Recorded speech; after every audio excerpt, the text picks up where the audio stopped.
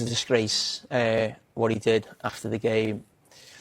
Some people have painted it as an emotional outburst. I don't think it was. I think whenever Mo Salah stops in a mix zone, which he's done 4 times in 8 years at Liverpool, it's choreographed with him and his agent to cause maximum damage and strengthen his own position. He did that 12 months ago, and I called him out on this show about it. And he played on the heartstrings of Liverpool supporters. Liverpool were top of the league. He'd scored the winning goal at Southampton. That was the time to come out and put pressure on the Liverpool ownership. So if the rest of the season you have banners in the crowd, give Mo his dough. He's chose this weekend to do this now. And he's waited, I think, for a bad result with Liverpool. You can see the last-minute goal. Liverpool supporters, managers, the manager, everyone involved in the club feels like they're in the gutter at the moment. And he's chose that time to go for the manager and maybe try and get him sacked. That's the way I felt about it. The one line that stands out for me is thrown under the bus. He's tried to throw the club under the bus twice in the last 12 months with the situations that I've just mentioned. Now, going after the owners initially, these are owners who've been paying him hundreds of thousands of pounds for 6 years. He's complained a year ago because they haven't given him a contract at the age of 32. More than entitled to do that. With the manager right now, he should be doing as much as he can to help the club get out the worst run of results they've had since the 1950s.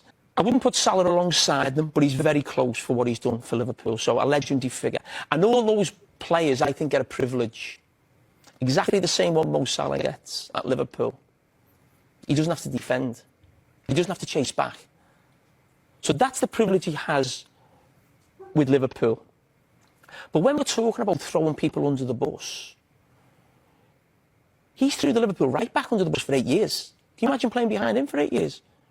But we accept it because he's a superstar and he scores 250 goals and he's given me, as a Liverpool supporter, some of the greatest nights of my life watching him and what he's done. The success of a football club is down to them. Now, I have no problem with that because I think that drives them on to score more goals and get more success, and it benefits Liverpool. It then becomes a problem when you're in a situation like this. And when Mo Salah's talking about how many goals he's scored, I've got more goals than anyone in the Premier League, what I did last season, he's always speaking about himself. One thing I just want to sort of remind Mo Salah, maybe his agent, is that before he come to Liverpool, Mo Salah was known as the guy who failed at Chelsea. That's just a fact. He never won a major trophy before he came to Liverpool. He's also the greatest player his country have ever had in Egypt. Egypt, in the African Cup of Nations, are the most successful nation. He's going there in a couple of weeks. Mo Salah's never won the AFCON. That is not me trying to put Mo Salah down as a player. I've just said he's one of the best players in the world in the last 8 years. Very few better. But what it tells Mo Salah and his agent is, it's not about an individual. You weren't a big star before you come to Liverpool. You haven't really won anything with Egypt anyway. And all that's telling you is, no matter how good a player you are, you need help from your teammates, your manager, and fans. And I think that's really important that he remembers that. Big words there from Jamie Carragher. What was your view on kind of what he said there? Obviously called out the element of speaking publicly, but then has kind of gone at him, and you weren't a star before you came here, you've won nothing with your country. Really going at, I mean, for me, kind of going at his career and legacy, talking about throwing Trent under the bus for 8 years. What do you make of those comments from Jamie? Well, look, you know, I'd love to have been having that chat with him because I wouldn't have let him speak for that long, and I would have jumped in like I wanted to jump in and say, but the thing is, mate, you just don't like him. And he'll go, oh, I do. No. I'd say, no, you don't. Like, it's very obvious you don't like him. Last season, you were, you know, sort of badgering him into signing a new contract, criticising him, Trent didn't sign the contract. He didn't really go in on him that much. You know, what's the difference? Salah's a better player than Trent. He's a bigger legend. So I think a little bit like Ricky on the United stand with Bruno. He just doesn't like him. And that's fine. There's nothing wrong with disliking a player. And it could be because of their attitude, the way they conduct themselves. There could be ultimate. So there's nothing wrong with Carragher not liking Salah. But to me, I think it's very clear he doesn't really have a lot of time for Salah, and that's based on other things. So I think his reaction there was, you know, I don't think that was premeditated by Salah. I really don't. I think it was bang out of order. And I've said that. I think it was bang out of order, but I don't think it was premeditated. I don't think he was waiting for a 3-3 game against Leeds where they concede late to come out and try and sack the manager. I think he was ultimately a bit like Ronaldo when he stormed down the line. I mean, you know, are we meant to criticize these players because they're egotistical and they're self-centered? I mean, I'm sorry. Yeah. I don't think Cristiano Ronaldo needs to thank, you know, Delo and everybody else he plays with for his own career. You know, to be the best, you've got to be a big head. You have to be. So Salah's a bit of a big head. What a surprise. You know, we get Mo Salah in the Premier League over all these years. He's a bit of a big head. But I think what happened at the weekend is Salah was humiliated in his head because he didn't get to come on in a game like that against Leeds. And I think he's just off the cuff decided, all right, I'm not having this. I don't think it was premeditated. It was bang out of order, though. And as I said yesterday, I think, you know, Carragher there is just use it as an opportunity to, you know, stop. I mean, I don't get the relevancy of Egypt. So Liverpool win with Salah as a team, but he's then saying for Egypt, he should be winning it on his own. I don't know. I mean, surely Egypt would win it as a team with him anyway. So I don't really get what the point of that is.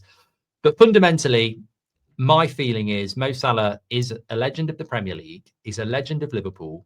And in 5 years' time, when he's not a Liverpool player and he comes back, he should be being applauded by that crowd. So Liverpool Football Club, Mo Salah and Arne Slot have a responsibility to get in a room and resolve this in a situation whereby it doesn't end in a bad way. Because if he's going to go to Qatar in January, maybe that's what Liverpool want. Mo Salah sort of hinted at that. So they need to get in a room, extinguish this for that great football club that Liverpool is, and find a way where everybody just agrees to disagree, but does it in a respectful way so that legacies aren't ruined. Because we saw what happened with Trent, and I don't necessarily disagree with the way the Liverpool fans reacted to that. But Mo Salah is right at the end of his career. He's not going to Real Madrid. He's not going to Barcelona. He's given his best years to that football club. And it's, you know, he's obviously frustrated with how it's ending up, but he's not the player he was anyway. So, yeah, I feel Carragher used that as an opportunity to vent for too long about what his issues with Mo Salah are, bigger than Saturday night, when actually, I think as a legend himself, he should be thinking, look, how do we solve this? You know, put aside his personal feelings and go, look, he's out of order, but, you know, let's rescue this situation. Yeah, I hear that completely. I think what was interesting from Sky is I watched it live, so they couldn't cut it. But every social media post they've put out on all their platforms of that speech, they've cut this bit out. Tonight, Mo Salah said it himself, didn't he, after the game? He said, Jamie Carragher will go for me again and again. Have I ever criticised Mo Salah on the pitch? Well, a couple of weeks ago, you said his legs had gone. No. Sky put that out themselves. So that was somebody recording it live, but they've cut now, like that's that clip I played on TikTok, their Insta, their X accounts. Got rid of it. They've cut that part out. And that for me shows. Because Carragher's probably said, I'm not being, yeah. Well, that's what you get away with a lot with live TV, because you can say it, and it's harder now because people can screen record it. But if they don't repost it, it's gone because it was live, right? So that's the bit for me where I agree with you. I think Carragher does have an issue.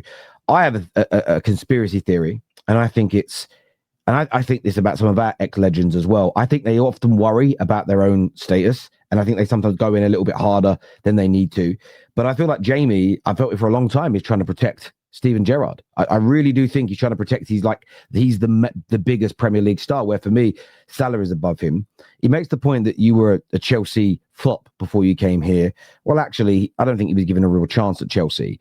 But equally, Liverpool hadn't won the league for 30 years before Mo Salah arrived, along with other people. And I didn't see the need to attack him in that way. He could have kept it. I agree that he shouldn't have spoken out publicly. But the way he's kind of gone after him, The line that got me, now Mo Salah's wrong for talking like he carried the team to a league title last year. I don't like this one-man team talk, never have done. But equally, the idea that Mo Salah threw Trent under the bus defensively for 8 years. No, Trent was just a bad fucking defender at the end of the day. And Mo Salah, so many clips have been put out today of Mo Salah helping out defensively over the years. I know that right back thing was ridiculous. To say that, it's got nothing to do with what he said after Leeds. To say that he's, left the right back for 8 years. I mean, what's he done in 8 years for Liverpool? I mean, Ronaldo didn't track back. I've never heard anybody say, "Ooh, yeah, Ronaldo won the Ballon d'Or at Man United, but fucking hell, he was abusing his left back by not tracking back." I mean, no, I agree. And there was also a part which Sky have also now cut, where he goes on about how earlier on in the season there was a couple of times he could have squared the ball to Wirtz. Wirtz would have scored, and it would help Wirtz start his career better, and maybe he'd be in a better place. And Mo Salah shouldn't have thought about scoring himself and should have squared it. And what I find very interesting, but in the same breath, he says Mo Salah's on all this money, being paid the most amount of money the club's ever given anybody, and needs to also deliver. So what do you want him to do, Jamie? Score the goal with the money what dictates, or square the ball to a new player? The problem is, because it was a personal attack, whenever you get emotional and your attacks on somebody are personal, you're always going to end up tripping yourself up every single time, unless you admit this is a personal attack. And I thought there were elements I agree with, but then I think he's taken some really big cheap shots on the biggest football show of the week with the biggest platform and money behind him. And I don't see how that's going to help his Liverpool that he feels has been thrown under the bus as a legend. I don't see how it helps Liverpool. In terms of what they should do, I'm going to play this from a fan actually about him, but I'd love to get your opinion on what they should do moving forward. Like a duck, quacks like a duck, walks like a duck, looks like it's probably a duck. So Arsenal finished second. Right, wrong clip. This was Salah a duck. Sorry, this was Scholesy talking about it. Sorry. He needs to grow up, doesn't he? He's acting like a baby. He's been left out. He's been one of the best players, and he's an unbelievable player. But he's not playing well enough to get in the team. He's aired it publicly, which is wrong. If you've got a problem with the manager, go and see your manager. He's trying to force his exit out of the club now. I would drag Mo Salah in and I'd say to him, "You're never playing for me again. So you get your arsehole agents to go and sort out with our board and get out of this club for you, because you're not playing for me ever again." And whether that's right or wrong, he has to do that as a leader. And it's a bit like when, a big player, you talk about Yapstam, you talk about Roy Keane, you talk about David Beckham, big superstar players. And Sir Alex Ferguson moved them on, and that's because you have to be the leader of the football club when you're a manager. Slot doesn't do that now. He's never going to have the respect, or the board won't be looking down at him and going, "You're our man." They can't. They can't. And it might be the worst thing or wrong thing to do, but he has to go there and go, "Now I'm in charge, not you." That's why I want Nicky Butt involved at Man United. I don't know why we let him go. I think he's absolutely spot on, and I think that it's not about I think the legacy of Salah needs to be protected 100%. It's such a shame to flush it down the toilet. But ultimately, he has gone out and done something off the cuff, which probably breaches his contract, if we're being honest, and, throws the whole club under the bus. And he shouldn't have done it. Now, if he's not apologetic, and maybe he is, maybe he isn't, there can't be a way back. But also, Nicky's right in the sense that they've got a game against Brighton at the weekend, and then it's the AFCON. If you can find a way, they found a way to not get him involved in Inter tonight. If you can find a way to not get him involved in Brighton, and I think they will, then basically you've got that month to move him on. And yeah, I mean, look, as a manager, I agree. I think if you're going to be that guy, you can't have a player that's going to go rogue. And also, he's not been very good this season, Terry. I've defended Salah. Year after year, people keep saying he's falling off, and he'll still get 20 Premier League goals. He's not going to do that this season. He has literally fell off. So I think that there needs to be an amicable way of doing it. I mean, look, John Terry said he agrees that Mo Salah has been scapegoated a bit. And I agree with that. I think he has been scapegoated a bit. Like, Van Dijk's shite this season, and he's the captain. He's turning his back on the ball. He's giving it away. Van Dijk's playing shit. But Van Dijk's not coming out and going, "Oh, the club have thrown me under the bus." Salah's mistake is that interview. Is he being scapegoated? Look, he's not the only problem at that team, but he's the best player. And he should be fully aware that you're going to get that as the best player. It's, in a way, it's a compliment. His big mistake is that interview. And I do not for 1 minute think it was premeditated, because I think the damage it's done him, why would you do it? Yeah, have you seen the reverse angle of it, where the press officer, of Liverpool's, it's a thing. What do you do? What can you do? Yeah, I mean, you can't. I mean, my mindset is like grab him and pull him away, but there's no way you can do that. Like you'll be in absolute hot water. But I agree with Butty as well. To be fair with you, I don't even think it's a hot take. I think it's absolutely spot on.